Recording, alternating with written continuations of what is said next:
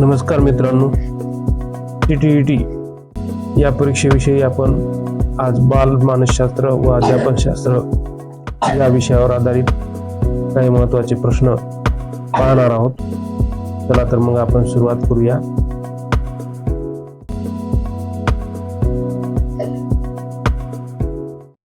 प्रश्न क्रमांक 1. पियाजे के अनुसार अहंकेंद्रिता किस अवस्था में पाई जाती है? पर्याय दिलेले आहेत. संवेदी गत्यात्मक, पूर्व संक्रियात्मक, मूर्त संक्रियात्मक, औपचारिक संक्रियात्मक. तर या प्रश्नाचं उत्तर आहे मित्रांनो पर्याय क्रमांक बी. कारण या अवस्थेत बालक स्वतःच्या दृष्टिकोनातूनच विचार करतो. इतरांचा दृष्टिकोन समजण्याची क्षमता विकसित झालेली नसते आणि म्हणून अहंकेंद्रितता आढळते. म्हणून या प्रश्नाचं पर्याय क्रमांक बी हे आपलं उत्तर होईल. चला तर मग पुढचा प्रश्न घेऊया.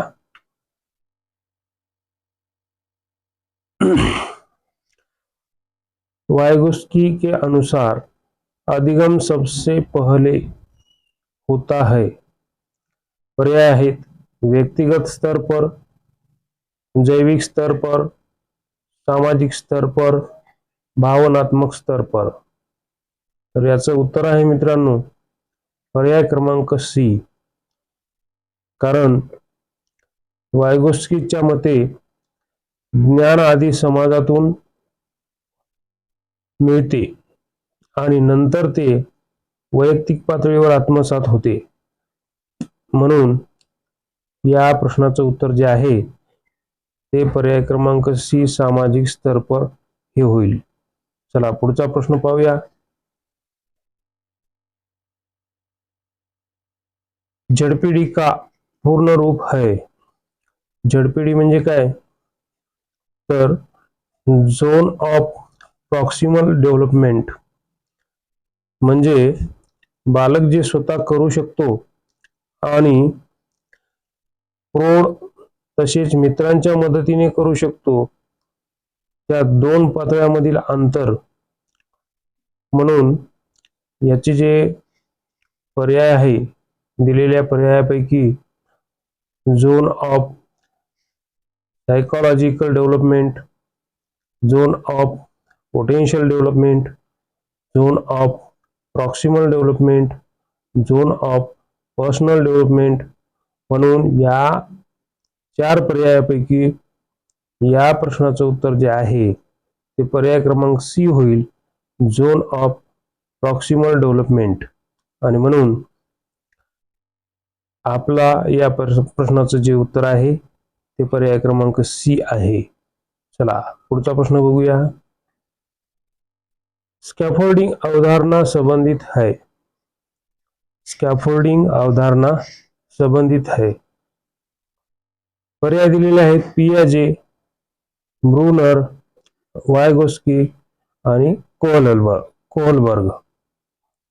तर या प्रश्नाचं उत्तर होईल मित्रांनो पर्याय क्रमांक सी वाइगोत्स्की. स्कॅफोल्डिंग म्हणजे शिक्षक किंवा सक्षम सहकारी यांनी दिलेली तात्पुरती मदत होय जी झडपीडीमध्ये शिकण्यासाठी उपयुक्त ठरते आणि म्हणून याचं जे उत्तर आहे ते वाइगोत्स्की होईल. चला पुढचा प्रश्न पाहूया. कोहलबर्ग का सिद्धांत संबंधित है. पर्याय दिलेले आहेत. बुद्धी, अधिगम, नैतिक विकास, भाषा विकास. तर याचं उत्तर होईल मित्रांनो पर्याय क्रमांक सी नैतिक विकास. कारण कोहलबर्गने नैतिकतेचा विकास 3 पातळ्यांमध्ये व 6 टप्प्यात स्पष्ट केला आहे. चला पुढचा प्रश्न घेऊया. गार्डनर के अनुसार भाषा ही बुद्धिमत्ता का संबंध है. चित्रों से, शब्दों से, संख्याओं से, संगीत से. तर याचं उत्तर होईल मित्रांनो पर्याय क्रमांक बी शब्दाशी संबंधित म्हणजे शब्दों से भाषिक बुद्धिमत्ता म्हणजे शब्दांचा प्रभावी वापर, वाचन, लेखन व भाषण कौशल्य. म्हणून पर्याय क्रमांक बी हे या प्रश्नाचं उत्तर होईल. चला पुढचा प्रश्न पाहूया. बुद्धिलब्धी अर्थात IQ का सूत्र है. आपल्याला सूत्र विचारलेलं आहे या ठिकाणी. तर याचं जे उत्तर आहे ते उत्तर आपल्याला पाहायचं आहे मित्रांनो. पर्याय क्रमांक ए, बी, सी आणि डी हे 4 पर्याय दिलेले आहेत. तर या 4 पर्यायापैकी याचं उत्तर होईल मित्रांनो पर्याय क्रमांक बी. म्हणजे दरम्यानने दिलेल्या सूत्रानुसार मानसिक वय आणि वास्तविक वय यांचे गुणोत्तर म्हणजे IQ होय. म्हणून याचं उत्तर जे आहे ते पर्याय क्रमांक बी हे होईल. चला पुढचा प्रश्न बघूया. आहे किशोरावस्था की प्रमुख विशेषता है. आता किशोरावस्था की प्रमुख विशेषता आहे, प्रमुख विशेषता विचारलेली आहे किशोरावस्थेची. स्थिरता, निर्भयता, संवेगात्मक अस्थिरता, कल्पना का अभाव. याचं उत्तर होईल मित्रांनो पर्याय क्रमांक सी, संवेगात्मक अस्थिरता. कारण किशोरावस्थेत हार्मोनल बदलामुळे भावना तीव्र व अस्थिर होतात आणि म्हणून संवेगात्मक अस्थिरता हे आपलं या प्रश्नाचा पर्याय क्रमांक सी होईल. चला पुढचा प्रश्न पाहूया. प्रश्न क्रमांक 9, सीखने में प्रेरणा का मुख्य कार्य है. पर्याय क्रमांक ए, व्यवहार को रोकना, लक्ष्य की और प्रेरित करना, स्मृति कम करना, दंड देना. तर या प्रश्नाचं उत्तर होईल मित्रांनो पर्याय क्रमांक बी, लक्ष्याभिमुख करणे. प्रेरणा व्यक्तीला उद्दिष्ट गाठण्यासाठी सक्रिय करते व शिकण्याची इच्छा वाढवते आणि म्हणून याचं उत्तर जे आहे ते लक्ष्य की और प्रेरित करना पर्याय क्रमांक बी हे होईल. पुढचा प्रश्न बघूया. प्रश्न क्रमांक 10, करके सीखना सिद्धांत संबंधित है. आता हा सिद्धांत कोणाशी संबंधित आहे. तर बघा रुसो, जॉन डुई, पियाजे, फ्रॉइड. या प्रश्नाचं उत्तर होईल मित्रांनो पर्याय क्रमांक बी. कारण जॉन डुईने अनुभवावर आधारित शिक्षणावर भर दिला म्हणजेच लर्निंग बाय डुईंग हे त्यांनी सांगितलेलं आहे. म्हणून या प्रश्नाचं उत्तर होईल पर्याय क्रमांक बी. चला पुढचा प्रश्न पाहूया. प्रश्न क्रमांक 11, CCE का मुख्य उद्देश है. आता याचा आपल्याला मुख्य उद्देश विचारलेला आहे. सातत्यपूर्ण सर्वंकष मूल्यमापन याचा उद्देश काय आहे. अनेक वेळा परीक्षेमध्ये हा प्रश्न आलेला आहे मित्रांनो, महत्त्वाचा प्रश्न आहे. पर्याय दिलेले आहेत. केवल परीक्षा लेना, बी रटने को बढ़ावा देना, सी सतत एवं व्यापक मूल्यांकन, डी प्रतियोगिता बढ़ाना. तर आपण पर्याय शोधत असताना केवल हा पर्याय आपण घ्यायचा नाही शक्यतो. रटणे, रटना हे जे शब्द आहेत हे शब्द निगेटिव्ह शब्द आहेत. म्हणून आपल्याला या प्रश्नाचा जे योग्य पर्याय आहे ते पर्याय आहे पर्याय क्रमांक सी. CCE मध्ये शैक्षणिक व सहशैक्षणिक दोन्ही बाजूंचे सातत्यपूर्ण मूल्यांकन केले जाते आणि म्हणून या ठिकाणी आपला पर्याय क्रमांक सी होईल. चला पुढचा प्रश्न पाहूया. समावेशी शिक्षा का अर्थ है. पर्याय दिलेले आहेत, केवल सामान्य बच्चों की शिक्षा, विशेष बच्चों की अलग शिक्षा, सभी बच्चों को साथ शिक्षित करना, प्रतिभाशाली बच्चों की शिक्षा। आता समावेशी शिक्षा याचा अर्थ आहे मित्रांनो की समावेशी शिक्षा म्हणजे काय, की सर्व मुलांना एकत्र शिकवणे। समावेशी शिक्षणात विशेष गरजा असलेली व सामान्य मुले एकाच वर्गात शिकतात आणि म्हणून याचं जे उत्तर आहे पर्याय क्रमांक सी होईल, सभी बच्चों को साथ शिक्षित करना। चला मग पुढचा प्रश्न पाहूया। अधिगम को सबसे अधिक प्रभावित करने वाला कारक है। पर्याय दिलेले आहेत, आयु, प्रेरणा, जाती, लिंग। तर ह्याचं उत्तर होईल मित्रांनो पर्याय क्रमांक बी। प्रेरणा असल्यास शिकण्याची गती, चिकाटी व यशाची शक्यता वाढते आणि म्हणून याचं उत्तर होईल मित्रांनो पर्याय क्रमांक बी, प्रेरणा।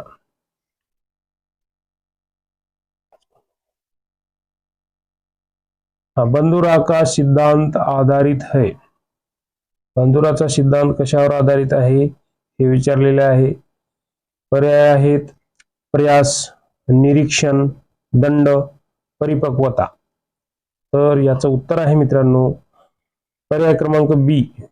बंधुराच्या सामाजिक अधिगम सिद्धांतानुसार मुले इतरांचे निरीक्षण करून शिकतात आणि म्हणून पर्याय क्रमांक बी हे या प्रश्नाचं उत्तर होईल।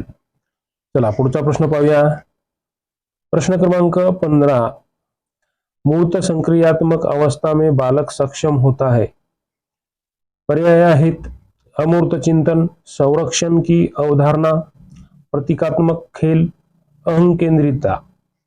तर याचा जे पर्याय आहे उत्तराचा तो आहे पर्याय क्रमांक बी। कारण मूर्त संक्रियात्मक अवस्थेत बालक वस्तूचे प्रमाण, वजन, संख्या स्थिर राहते हे समजतो आणि म्हणून पर्याय क्रमांक बी या प्रश्नाचं उत्तर होईल, संरक्षण की अवधारणा। चला पुढचा प्रश्न घेऊया। प्रश्न क्रमांक 16, अधिगम में स्थानांतरण का अर्थ है भूलना, ज्ञान की नई स्थिति में प्रयोग, रटना, पुनरावृत्ति। प्रश्न क्रमांक 16चं उत्तर बी होईल, कारण ज्ञान का नई स्थिति में प्रयोग, स्थानांतरण म्हणजे आधी शिकलेले ज्ञान नवीन समस्यामध्ये वापरणे यालाच नवीन परिस्थितीत उपयोग असं म्हणतात। म्हणून पर्याय क्रमांक बी हे या प्रश्नाचं उत्तर होईल। पुढचा प्रश्न पाहूया। प्रबलन शब्द संबंधित है। प्रबलन म्हणजे काय, प्रबलन शब्द कशाशी संबंधित आहे, तर संबंधित कोणाशी आहे, पियाजे, स्किनर, कोहलबर्ग आणि ब्रुनर। तर या प्रश्नाचं उत्तर आहे मित्रांनो बी, स्किनर। कारण स्किनरच्या अफरेंट कंडिशनिंग मध्ये प्रबलनाने वर्तन बळकट होते, म्हणून याचं जे उत्तर आहे ते पर्याय क्रमांक बी होईल। चला पुढचा प्रश्न पाहूया। अधिगम का परिणाम नहीं है। पर्याय दिलेले आहेत, व्यवहार परिवर्तन, अनुभव, स्थायी परिवर्तन, शारीरिक वृद्धी। तर याचं उत्तर होईल मित्रांनो पर्याय क्रमांक डी, शारीरिक वाढ। अधिगम म्हणजे अनुभवातून होणारा वर्तन बदल, शारीरिक वाढ ही जैविक प्रक्रिया आहे आणि म्हणून याचं उत्तर होईल पर्याय क्रमांक डी। चला पुढचा प्रश्न घेऊया। किस अवस्था में अमूर्त चिंतन विकसित होता है। किस अवस्था में अमूर्त चिंतन विकसित होता है। पर्याय आहेत, शैशव, दुसरा पर्याय आहे बाल्य, तिसरा आहे किशोर आणि चौथा आहे प्रौढ। तर या प्रश्नाचं उत्तर होईल मित्रांनो पर्याय क्रमांक सी, किशोर। कारण किशोरावस्था या टप्प्यात अमूर्त, तर्कशुद्ध व काल्पनिक विचारशक्ती विकसित होते आणि म्हणून या प्रश्नाचं उत्तर होईल पर्याय क्रमांक सी, किशोर. बहुबुद्धि सिद्धांत किसने दिया? बहुबुद्धि सिद्धांत किसने दिया?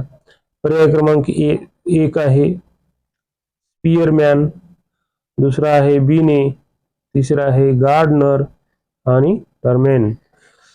तर या पर्यायापैकी योग्य असलेला पर्याय आहे मित्रांनो पर्याय क्रमांक सी, गार्डनर. कारण गार्डनरने बहुबुद्धी सिद्धांत मांडून बुद्धिमत्ता एकच नसते हे स्पष्ट केले आहे. चला पुढचा प्रश्न घेऊया. प्रश्न क्रमांक 21.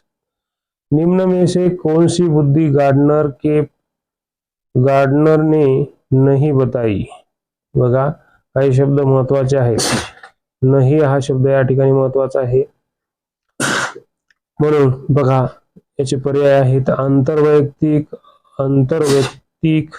आध्यात्मिक, संगीत. या ठिकाणी आपल्या उत्तराचा जो पर्याय आहे तो पर्याय आहे पर्याय क्रमांक सी, आध्यात्मिक बुद्धिमत्ता गार्डनरच्या मूळ यादीमध्ये नाही आणि म्हणून आपला पर्याय क्रमांक सी हे या प्रश्नाचं उत्तर होईल. पुढचा प्रश्न घेऊया. प्रश्न क्रमांक 22.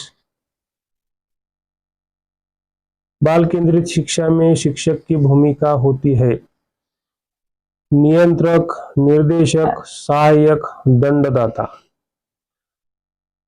आता या ठिकाणी पहा मित्रांनो की हे जे पर्याय दिलेले आहेत बाल केंद्रित या शिक्षण पद्धतीमध्ये बालक महत्वाचा असतो, शिक्षक महत्वाचे नसतात. सर्व काही बालकासाठी असते आणि म्हणून या प्रश्नाचं उत्तर होईल पर्याय क्रमांक सी. कारण बाल केंद्रित शिक्षणात शिक्षक मार्गदर्शक असतो आणि तो सहाय्यकाची भूमिका बजावत असतो. चला पुढचा प्रश्न पाहूया.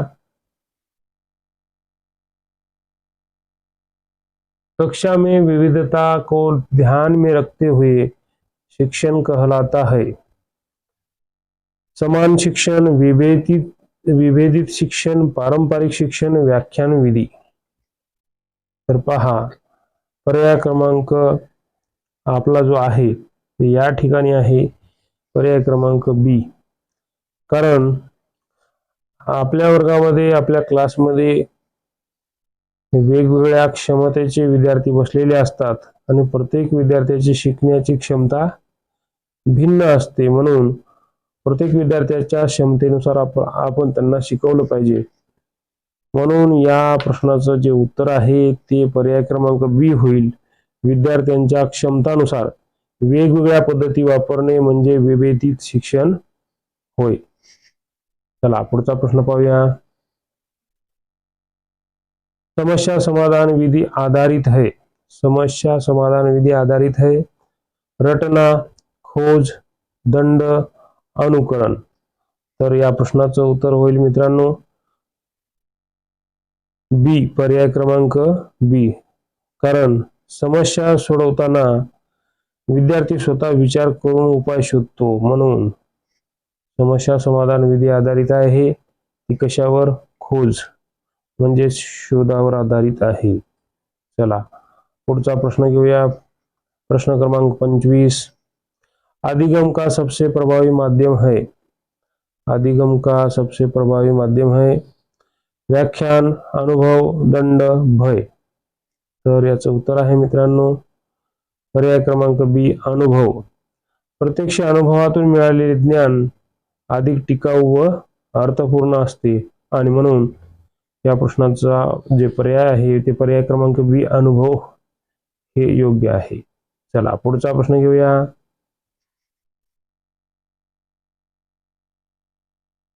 अवधान का अर्थ है याद रखना, ध्यान केंद्रित करना, समजना, भूलना. मित्रांनो अवधान म्हणजे काय? लक्ष केंद्रित करणे. अवधान म्हणजे लक्ष केंद्रित करणे. अवधान म्हणजे शिकताना लक्ष एका गोष्टीवर स्थिर ठेवणे अवधान म्हणजे शिकताना लक्ष एका गोष्टीवर स्थिर ठेवणे आणि म्हणून या प्रश्नाचा पर्याय कोणता होईल मित्रांनो? कमेंट मध्ये सांगा, तुम्ही सांगायचं आहे हे. याचा जो पर्याय आहे ABCD जे काय होईल ते कमेंट करून तुम्ही सांगायचं आहे, कारण सोपा प्रश्न आहे आणि मी सुद्धा थोडंसं सांगितलेलं आहे. चला पुढचा प्रश्न घेऊया आपण. पुढचा प्रश्न, किशोरावस्था को कहा जाता है? किशोरावस्था को कहा जाता है? समस्या रहित अवस्था, संक्रमण काल, स्थिर अवस्था, परिपक्व अवस्था. तर याचं उत्तर काय होईल मित्रांनो? पाहूया. पर्याय क्रमांक बी, किशोरावस्था, बाल्यावस्था व प्रौढावस्था यामधील संक्रमणाचा काळ हे आहे आणि म्हणून पर्याय क्रमांक बी, किशोरावस्था को कहा जाता है संक्रमण काल. चला पुढचा प्रश्न घेऊया. खोज अधिगम में छात्र निष्क्रिय रहता है, रटता है, स्वयं ज्ञान खोजता है, केवल सुनता है. तर या प्रश्नाचं उत्तर आहे मित्रांनो पर्याय क्रमांक सी. विद्यार्थी स्वतः ज्ञान शोधतो. शोध अधिगमात विद्यार्थी सक्रिय सहभाग घेऊन निष्कर्ष काढतो आणि म्हणून या प्रश्नाचं जे उत्तर आहे ते पर्याय क्रमांक सी आहे. चला पुढचा प्रश्न घेऊया. प्रश्न क्रमांक 29. सीखने की गति प्रभावित होती है आयु से, बुद्धि से, प्रेरणा से, उपर्युक्त सभी से. तर या प्रश्नाचं उत्तर आहे मित्रांनो पर्याय क्रमांक डी, उपर्युक्त सभी से. कारण आयु, बुद्धिमत्ता व प्रेरणा हे सर्व घटक शिकण्याच्या गतीवर परिणाम करतात आणि म्हणून याचं उत्तर आहे वरील सर्व, उपर्युक्त सभी से. चला पुढचा प्रश्न घेऊया. शेवटचा प्रश्न घेण्यापूर्वी मित्रांनो सांगू इच्छितो, जर का तुम्ही माझ्या व्हॉट्सअप ग्रुपला अजूनही जॉईन झाला नसाल तर स्क्रीनवर दिसत असलेल्या नंबरवर व्हॉट्सअप मेसेज CTET असा मेसेज करून व्हॉट्सअप ग्रुपमध्ये जॉईन व्हा. कारण या ग्रुपमध्ये परीक्षेच्या दृष्टीने महत्त्वपूर्ण प्रश्नांचा दररोज सराव घेतला जातो. त्याचबरोबर परीक्षेच्या दृष्टीने उपयुक्त असलेले प्रश्न, नोट्स आणि चर्चा होत असते. त्यामुळे या ग्रुपमध्ये आपण जॉईन व्हायला पाहिजे. तसेच जर का आपण अजूनही माझ्या YouTube चॅनलला सबस्क्राईब केलं नसेल तर सबस्क्राईब करा. घंटीचं जे बेल आयकॉन आहे ते प्रेस करा, जेणेकरून येणारे नवीन व्हिडिओ याची आपल्याला नोटिफिकेशन मिळेल. तसेच CTET परीक्षेचा अभ्यास करणाऱ्या सर्व बंधू भगिनीपर्यंत हा व्हिडिओ शेअर करायला विसरू नका. शेवटपर्यंत व्हिडिओ बघितलात त्याबद्दल धन्यवाद. चला आता आपण प्रश्न क्रमांक 30 हा घेऊया. कक्षा प्रबंधन का मुख्य उद्देश्य है? कक्षा प्रबंधन का मुख्य उद्देश्य है. तो पर्याय दिलेले आहेत मित्रांनो. दंड देना, अनुशासन थोपना, अनुकूल अधिगम वातावरण बनाना, शक्ती दिखाना. तर याचं उत्तर होईल मित्रांनो पर्याय क्रमांक सी. कारण चांगल्या कक्षा व्यवस्थापनाचा उद्देश शांत, सुरक्षित व शिकण्यास पोषक वातावरण निर्माण करणे हा आहे आणि म्हणून अनुकूल वातावरण महत्त्वाचे असते आणि म्हणून त्यामुळे या प्रश्नाचा पर्याय क्रमांक सी, अनुकूल अधिगम वातावरण बनाना हे या प्रश्नाचं उत्तर होईल. तर व्हिडिओ शेवटपर्यंत बघितला त्याबद्दल धन्यवाद मित्रांनो. या ठिकाणी आपण थांबूया.